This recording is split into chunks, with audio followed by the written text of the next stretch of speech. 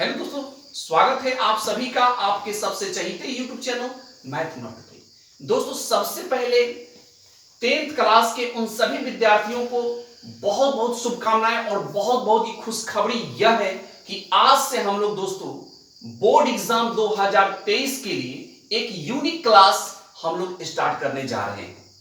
दोस्तों, यह क्लास एकदम फ्री होगा, इसके लिए आपको कोई चार्ज, कोई पैसा देने की कोई जरूरत नहीं है। दोस्तों, मात्र 3 महीने में आप संपूर्ण कोर्स की तैयारी कर सकते हैं। दोस्तों, इसके लिए यदि आप इस चैनल पर पहली बार हैं और क्लास को ज्वाइन करना चाहते हैं और अभी तक चैनल को सब्सक्राइब नहीं किया है, तो नीचे देखिए एक रेड कलर में सब्सक्राइब का लिखा हुआ एक ऑप्शन है, उसे क्लिक कीजिए और चैनल को सब्सक्राइब कर लीजिए और साथ में बेल आइकन को जरूर दबाइएगा, ताकि मैं जो भी वीडियो अपलोड करूंगा और आप चाहते हैं कि हम कोई भी वीडियो मिस ना करें, हर वीडियो आप तक पहुंचे, तो उसके लिए दोस्तों बेल आइकन को जरूर दबाइएगा। दोस्तों, हम लोग एकदम यूनिक तरीके से दोस्तों बोर्ड की तैयारी करेंगे 3 महीने में। और दोस्तों, हम लोग वही पढ़ेंगे, वही मेन टॉपिक पढ़ेंगे जिस टॉपिक से मैक्सिमम नंबर के प्रश्न पूछे जाते हैं, और एकदम आपको आसान भाषा में हम आपको सिखाने की कोशिश करेंगे, जहां आप आसानी से आप सीख भी सकते हैं। तो दोस्तों, आज से हम लोग क्लास स्टार्ट करेंगे और आज से मैथ का ये क्लास होगा। और मैथ के आज इस क्लास में आज हम लोग अर्थमेटिक प्रोग्रेशन पढ़ेंगे। अर्थमेटिक प्रोग्रेशन से दोस्तों लगभग 10 प्रश्न पूछे जाते हैं एग्जाम में। ऑब्जेक्टिव सब्जेक्टिव टोटल लेकर हम बोल रहे हैं, लगभग 10 प्रश्न पूछे जाते हैं और 10 नंबर का सवाल है, जहां से आप 10 नंबर उठा सकते हैं। तो आज से हम लोग अर्थमेटिक प्रोग्रेशन स्टार्ट करेंगे दोस्तों। तो बिना देर किए हुए करते हैं हम लोग इस वीडियो को स्टार्ट। दोस्तों, अर्थमेटिक प्रोग्रेशन, दोस्तों अर्थमेटिक प्रोग्रेशन के लिए पूरी डिटेल में हम आपको पिछले वीडियो में हम बता चुके हैं प्रोग्रेशन कितने प्रकार के होते हैं।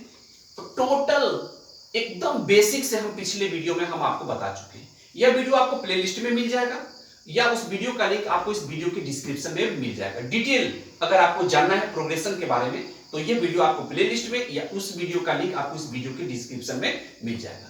फिलहाल दोस्तों हम लोग वही पढ़ेंगे, मेन यहाँ टॉपिक पढ़ना है और हमें 3 महीने में कोर्स को पूरा भी करना है। तो जो इंपॉर्टेंट होंगे वही हम लोग पढ़ेंगे। दोस्तों, आज से हम लोग अर्थमेटिक प्रोग्रेशन पढ़ेंगे। सबसे पहले दोस्तों अर्थमेटिक प्रोग्रेशन को हिंदी में समांतर श्रेणी कहते हैं। अब दोस्तों समांतर श्रेणी होता क्या है, यह जानना समझना आपके लिए सबसे इंपॉर्टेंट है और मेन टॉपिक है अर्थमेटिक प्रोग्रेशन, समांतर श्रेणी। दोस्तों, संख्याओं का एक ऐसा अनुक्रम जिसमें प्रत्येक पद अपने पहले पद में एक निश्चित संख्या जोड़ने पर प्राप्त होता है, ठीक है, वह समांतर श्रेणी कहलाता है, अर्थमेटिक प्रोग्रेशन कहलाता है। कहने का मतलब दोस्तों यह हुआ कि जैसे यदि हम लिखे 2, 4, 6, 8, 10, 12 डॉट डॉट डॉट डॉट।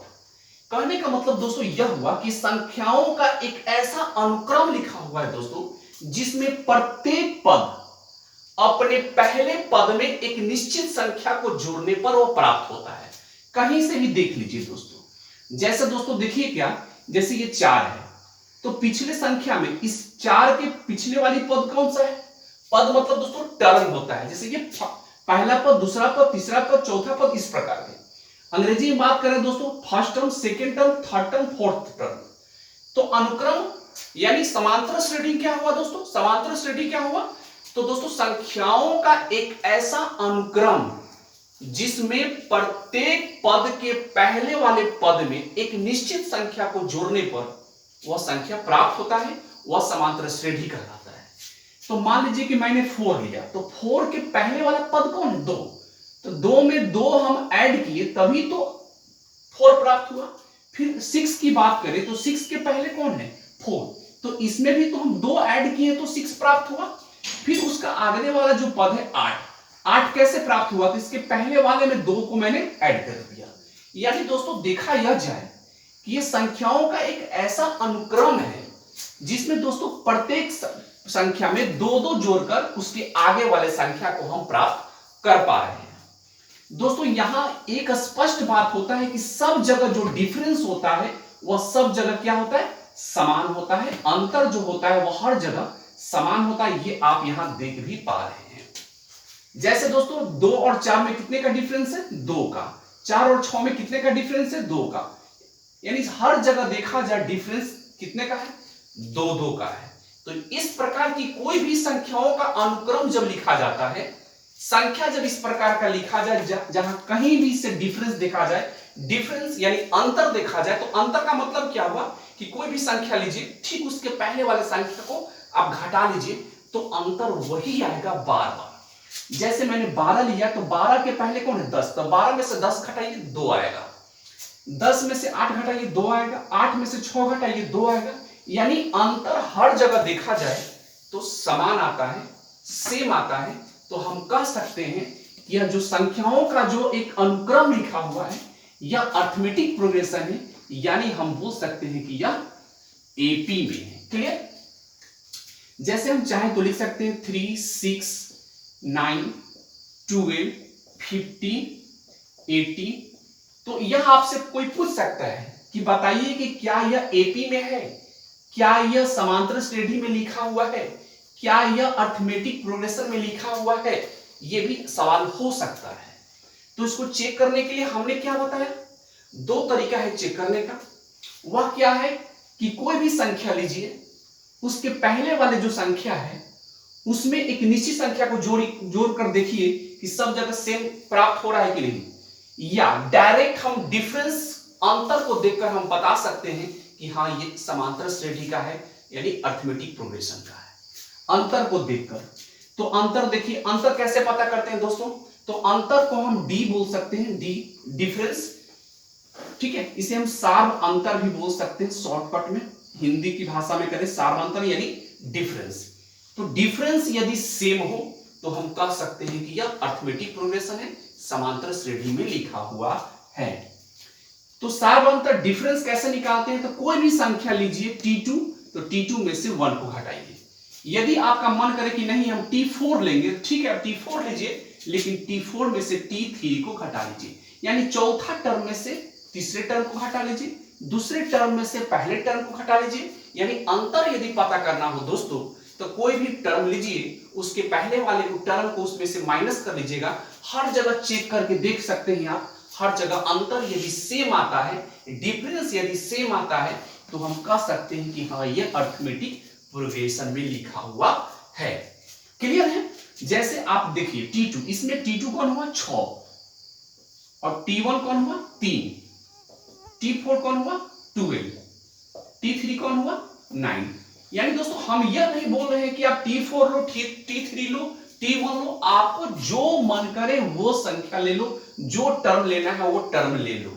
लेकिन याद रहे कि जो टर्म आप लेंगे उस टर्म के पहले वाले टर्म को घटाकर जो आएगा वह डिफरेंस हर जगह सेम आना चाहिए। यानी बार बार चेक कर लेंगे, एक बार 2 बार चेक कर लेंगे, ठीक है। अंतर हर जगह सेम आता है तो वह अरिथमेटिक प्रोग्रेशन में समांतर श्रेणी में है। तो आप दोस्तों यहां देख सकते हैं 6 में से 3 गया 3, 12 में से 9 गया 3, यानी कहीं से भी डिफरेंस आप देख सकते हैं क्या कि अंतर सेम है, यानी यह संख्याओं का जो एक अनुक्रम लिखा हुआ है यह समांतर श्रेणी का है, अरिथमेटिक प्रोग्रेशन का है। दोस्तों मैं उम्मीद करता हूं कि यह बेसिक बात आप समझ गए होंगे। अब चलिए दोस्तों आगे हम आपको बताते हैं, जरा ध्यान से सुनिएगा और समझिएगा। अब दोस्तों देखिए, जैसे हमने लिख दिया क्या 2, 4, 6, 8, 10, इस प्रकार बहुत सारा लिखा हुआ है। तो इसमें पहला टर्म जो होगा, जैसे ये पहला टर्म हुआ यानी T1, इसको हम बोल सकते हैं टर्म, फर्स्ट टर्म, इसको ऐसे बोल सकते हैं फर्स्ट टर्म। हिंदी की बात करें दोस्तों तो इसको हम बोल सकते हैं क्या? पहला पद, ठीक है। इस प्रकार जो मेन बात हमें जानना है उसे जरा समझिएगा, हम वही बता रहे हैं आपको। तो T1 यानी T1 का मतलब क्या हुआ? First term. फर्स्ट टर्म को हिंदी में क्या बोलेंगे? पहला पद। यदि आप सीबीएसई के स्टूडेंट हो या बिहार बोर्ड के स्टूडेंट हैं तो दोनों मीडियम में हम आपको पढ़ा रहे हैं, हिंदी इंग्लिश दोनों में, आप समझ सकते हैं। कोई डाउट हो तो आप कमेंट के माध्यम से आप हमें बता सकते हैं कि सर यहाँ डाउट है, यहाँ आप समझाइए, तो हम उसके लिए स्पेशल एक वीडियो बनाकर हम एक लोड कर देंगे, अपलोड कर देंगे, जहां से आप समझेंगे अच्छे ढंग से आप। चलिए, तो T1 यानी फर्स्ट टर्म यानी पहला पद, पहला पद हो गया। अब दोस्तों पहला पद हम जान गए, इसी प्रकार ये फर्स्ट टर्म हुआ, यानी first term, second term, third term, fourth term, fifth term. ये समझ जाइए कि टर्म क्या होता है। बहुत लोगों को टर्म समझ नहीं आता है, पद समझ में नहीं आता है कि पहला पद क्या है, दूसरा पद क्या है, तीसरा पद क्या है। तो भाई स्पष्ट हो गया ना, ये पहला है तो पहला पद, दूसरा है तो दूसरा पद, तीसरा है तो तीसरा पद, चौथा पद, पांचवा पद, छठा पद। इस प्रकार आप समझ गए होंगे। अंग्रेजी की बात करें, first term, second term, third term, fourth term, इस प्रकार आप समझ गए। चलिए दोस्तों, अब दोस्तों ये बात यहां एक और समझिए। मान लीजिए कि हम लिख दे 4, 8, 12, 16 इस प्रकार का, ठीक है। तो पहला पद यहां 4 है, दूसरा पद 8 है, तीसरा पद 12 है, चौथा पद क्या है, चौथा पद क्या है आपका 16 है, ठीक है। तो इसी प्रकार आगे भी तो हम लिख सकते हैं ना, 16 के आगे क्या होगा, पांचवा पद पूछा जाए कि पांचवा पद क्या होगा, तो सब जगह देख रहे हैं 4 4 बढ़ रहा है, तो यहां भी 4 बढ़ा देंगे तो क्या हो जाएगा 20, फिर 4 बढ़ा देंगे तो क्या हो जाएगा 24। इस प्रकार हम बढ़ाकर अगले टर्म को हम पता कर सकते हैं। लेकिन दोस्तों ये तो मान लीजिए कि चौथा 4 गो टर्म तक आप निकाल लेंगे, 5 गो 10 तक आप निकाल लेंगे।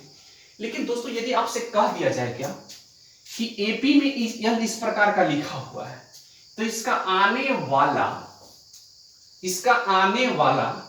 99वां टर्म क्या होगा, 99वां टर्म पद क्या होगा, तब आप क्या करेंगे। तब तो वहां आप ऐसे करेंगे तब तो दिन रात एक हो जाएगा, टाइम लगेगा, कंफ्यूज भी बहुत सारे प्रकार के आपके सामने आएंगे। तो इस प्रकार ये पहला, दूसरा, तीसरा, इस प्रकार अगर मान लीजिए कि 2 3 का पूछे तो आप तुरंत निकाल लीजिएगा, जोड़ के आप निकाल लेंगे। लेकिन दोस्तों इस प्रकार का लिख दिया जाए और कहे कि यह एपी में है, यानी कि अर्थमेटिक प्रोग्रेशन में लिखा हुआ है, समांतर श्रेणी में लिखा हुआ है, तो बताइए कि 99 बार में जो आने वाला जो पद है वह पद कौन सा होगा। तो इसके लिए दोस्तों एक फॉर्मूला होता है, इस फॉर्मूला को समझना है और यह आपके एग्जाम के लिए बहुत इंपॉर्टेंट भी है। देखिए, तो किसी भी एपी का एनवा टर्म, एनवा यानी एन की जब कोई भी संख्या हो सकता है, जैसे यहां 99वां पूछे कि 100वां पद बताइए, 111वां पद बताइए, यानी एन की जगह हम कुछ भी, यानी एनवा टर्म, nth टर्म निकालने का ये फॉर्मूला होता है। क्या होता है टीएन, एन का मतलब nth टर्म, फॉर्मूला होता है a plus n-1 into D. दोस्तों टीएन, तो यहां आपसे क्या पूछा जा रहा है 99वां पद, यहां आपसे 111वां पद भी पूछा जा सकता है। तो 99वां यानी n के जगह पर हम 99 लिख देंगे, क्लियर। ध्यान रहे ये नीचे लिखा हुआ है 99वां टर्म। a का मतलब होता है पहला पद, दोस्तों याद कर लीजिए, a का मतलब होता है पहला पद, नोट कर लेंगे आप। a का मतलब हुआ यानी T1 यानी फर्स्ट टर्म, ठीक है। a का मतलब फर्स्ट टर्म T1, ठीक है, समझिएगा ध्यान से। तो a यहां क्या है आपका 4, पहला टर्म 4 है आपका, तो 4 हम लिख लिए, प्लस का साइन दे दिए। उसके बाद n माना, तो n कितना है 99 यानी 99, तो 99 हम यहां लिख देंगे। -1 तो -1 को घटा लिए। d मांग रहा है यहां, d का मतलब है डिफरेंस, यानी कि अंतर, इसमें कितने का अंतर था। अगर ये एपी में है, यानी कि एपी में तो है ही यार, तभी तो पूछ रहा है कि आगे का 99वां पद बताइए। तो इसमें डी क्या होगा, तो डी का मतलब डिफरेंस होता है, यानी अंतर। तो अंतर निकालने के लिए हम आपको पहले ही बता दिए कि डी निकालना हो, डिफरेंस निकालना हो, तो कोई भी टर्म ले लो यार, T2 ले लो, उसमें से T1 को हटा लो, जोड़ने के T2 लोगे, आपका मन करे तो T5 ले लो, T3 ले लो, उसमें से ठीक उसके पहले वाले टर्म को आप माइनस कर लो, तो डी आपका प्राप्त हो जाएगा। आप डी को फाइंड कर लोगे, तो T2 क्या है आपका 8 है, तो मैंने यहां 8 लिख दिया, माइनस T1, तो T1 कौन है 4, तो 4 लिख लिया। इस प्रकार 8 में से 4 जाएगा, कितना आएगा 4, यानी हम डी पता कर लिए, क्या ये 4 है, क्लियर। चलिए अब दोस्तों देखिए यहां 4 है, 99 में से 1 को माइनस करेंगे तो ये 98 हो जाएगा, और ये ब्रैकेट में है तो ये 4 से क्या हो जाएगा मल्टीप्लाई हो जाएगा। ये बात आप समझ भी रहे होंगे। चलिए 4 का 4 हुआ, प्लस 98 में 4 से मल्टीप्लाई करिए, करिए मल्टीप्लाई, ये 32 हो जाएगा और ये 36 हो जाएगा।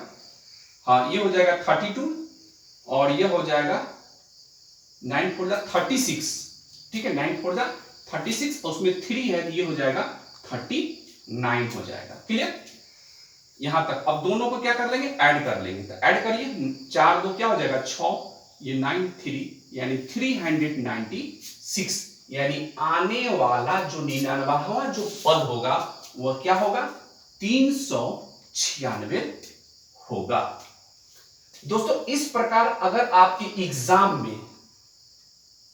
में क्या आता ही आता है दोस्तों, इस प्रकार के प्रश्न 100% आता है क्वेश्चन दोस्तों, कि कभी भी अगर कोई एपी कोई प्रोग्रेशन इस प्रकार लिख दिया जाए और बोल दे आगे का कि 111वां पद बताइए, यानी कोई भी nth टर्म अगर निकालने के लिए कहे तो दोस्तों आप इस फॉर्मूला का यूज करेंगे और जो भी टर्म आपको निकालने के लिए कहा है आप आसानी से इजी ढंग से आप निकाल सकते हैं। तो एक टाइप का प्रश्न हम आपको बताएं, एक टाइप का, कि इस टाइप के प्रश्न यदि आएंगे तो क्या करेंगे। तो nth टर्म निकालने के लिए हम आपको पहले यह बता देंगे, ठीक है। दूसरे टाइप से एग्जाम में क्वेश्चन कैसे पूछे जाते हैं वो भी हम आपको इसी वीडियो में ही बताएंगे। फिर दोस्तों हम आपको एक एक करके हर बात बताते चलेंगे। दूसरा बात क्या है दोस्तों, उसे जरा ध्यान से सुनिएगा और समझिएगा। ऑब्जेक्टिव क्वेश्चन के लिए भी दोस्तों काफी इंपॉर्टेंट होता है ये सब, क्योंकि दोस्तों ऑब्जेक्टिव के लिए बहुत ज्यादा प्रश्न अर्थमेटिक प्रोग्रेशन से आते हैं। ऑब्जेक्टिव में कैसे कैसे प्रश्न पूछे जाएंगे, अगर मान लीजिए कि nth टर्म निकालना हो तो ऐसे निकाल कर आप निकाल सकते हैं। अब दोस्तों क्या पूछेगा, जैसे लिख देगा 2, उसके बाद लिख दिया 8, फिर उसके बाद लिख दिया ये, फिर उसके बाद 20, और क्वेश्चन में कह देगा क्या यह एपी में है, हाँ या ना, ये भी पूछ सकता है। तो चेक कर लेंगे कि एपी में है कि, तो अंतर देख लेंगे कि हर जगह सेम है तो बोल देंगे यस इन एपी, कि हाँ या अर्थमेटिक प्रोग्रेशन है समांतर श्रेणी में।